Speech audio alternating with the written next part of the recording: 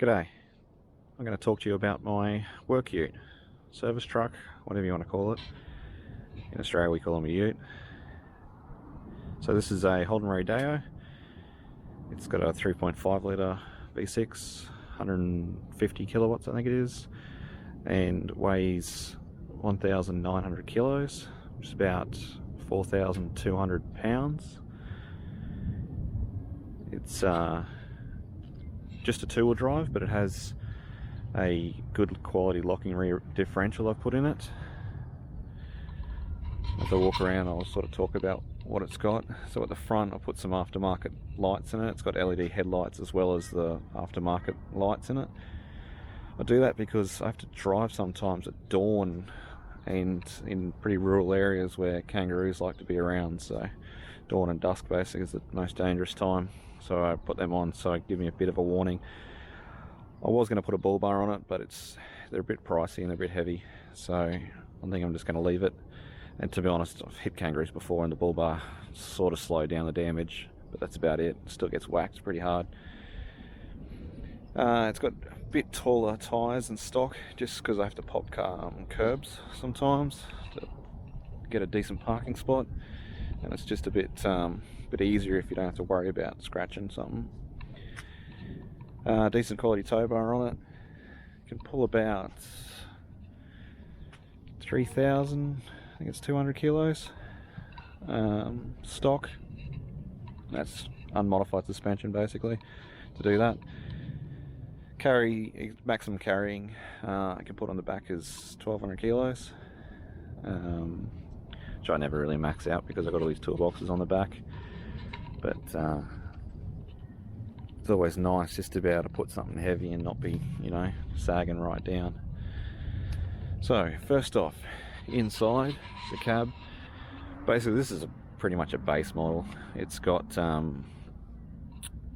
doesn't even have power windows, but aircon as you need it. In the middle there you'll see I've put a 4G router so I've got basically a wireless network around the car. It gets a pretty decent distance. It's just handy for me so that I can basically open my laptop and connect straight to a Wi-Fi network and start looking for whatever I need to find documentation wise. Down the middle there I've also got my hearing protection as well. I don't know if you can see that. It's pretty handy so you don't sort of forget it. You just grab it on your way out and get into it. Pretty stock inside really. So first toolbox.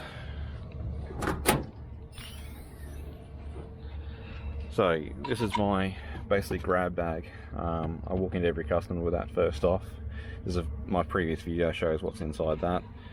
This is basically the dumping area where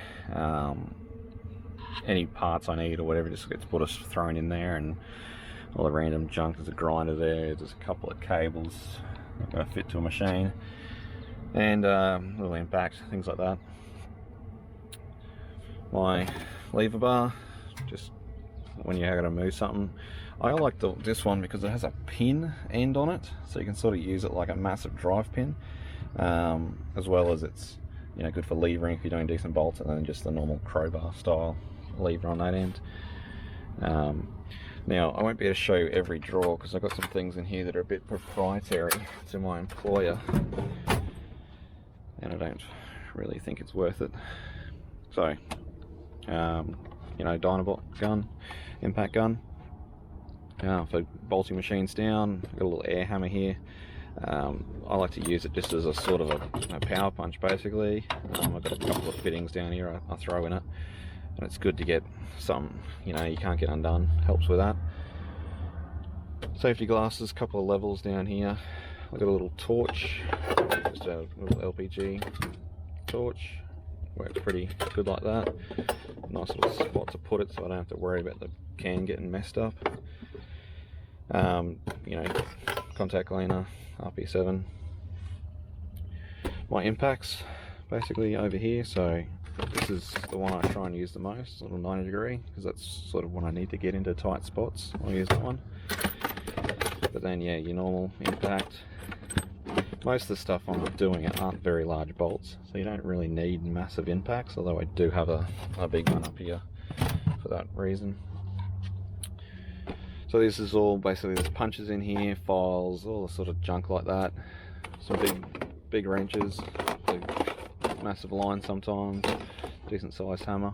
I have a printer in here which is on the Wi-Fi network as well, so that I can basically print out documentation if I need to, like a wiring diagram if I want to be able to modify it, and also when I do the invoicing to the customer and work reports and things like that. Decent quality like cooler spotlights, a little hand one up here, first aid kit, dust mask, rubbish like that.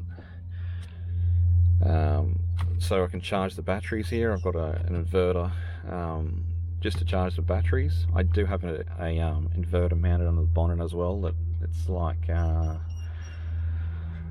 gonna say 1500 watts, something like that. It does pretty good for all that long. You know, if you want to run a power tool or something like that, it can normally have done that because it's got a soft start feature anyway. As well as, so this is for my dual battery charger here. I'll show you that when I come to the fridge unit. Drawers here, I have circlips, internal, external. That's the Imperial set. That's the metric set. Digital dial gauge, grease nipples, welding goggles. I don't do much welding, and so I don't want to fill up the space with decent, you know, full face. So I just chuck that in there. I know it's not safe, but I don't do much, like once in a blue moon sort of welding.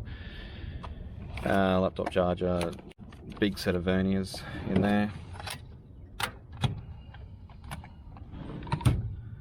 This is sort of my test gear. So temperature gauge. I've got a chain brake here. This is a European style shim sets you can buy. They're in a roll, and you can just sort of cut it off what you need. Get it open. Alright, so you can unroll it like that, and it you just cut off what you need. So I only use sort of the what's that, 0.1 of a millimeter and 0.05 millimeter. Heli coils, a few other test equipment in there, basically nothing too interesting. Point meter, stuff like that. Proprietary, unfortunately, so I can't show you in there. In here is a fridge. So basically, when I'm this is my office basically, so I like to have it so I can just go out and get a cold drink and put my lunch in there, all that sort of stuff. And I have a dual battery mounted under here for that. And yeah, just it's always got power. I can run for basically continuous as long as you drive it once a day, sort of thing. At the back here, I left this spot nice and open so that I can basically put long material in there, parts, anything like that. As well as you'll sort of see, I leave the toolboxes higher off the tray.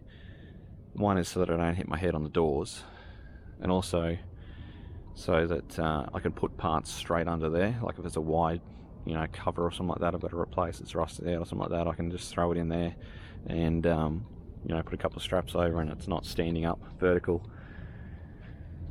Tray size is, it's 1800 millimeters long, and I think it's about 1500 wide, something like that.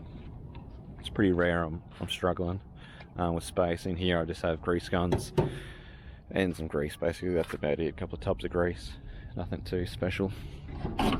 In this side I have bolts, mostly spare bolts.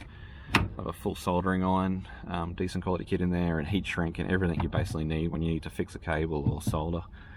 Angle grinder in here, a cheap little stick welder, and gloves. I don't do much welding, and it's just for something that's really not that strong normally. It's just patching something together, so it's good to have. If I need to do decent, I normally take it back to the workshop or whatever to do it properly. Lots of bolts, Mega bolt kit, stuff like that, air lines. I have lots more air lines in here as well, but it's just air lines, so not very interesting. Cordless grinder, or the bag of the cordless grinder. My drill bits are in there as well. Paper towels, some tie downs. There's the toe ball. Lifting equipment basically, so straps, shackles, stuff that sometimes it's, you know, whatever crane company you're using, sometimes they don't have the small lifting gear, so got those 1/2 inch and 3/8 socket sets.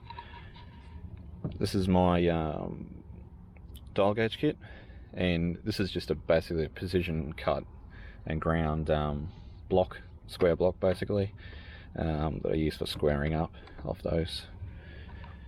This is basically test equipment that manufacturers supplied to me. Lots of cards in there to test, you know, modules and whatnot for the two main types of machines I use. Airlines, extension lead. I just have a little drill vise here and a bottle jack. Sometimes you just got to lever something, you know, lift something up on the machine. It's nice to put a bottle jack under there. Apart from that, really dark tinted window, so you're out in the sun all day. When you're driving, it's a lot nicer to have some nice tinted windows. And that's about it. So try and do a quick video of it, and I'll catch you next time.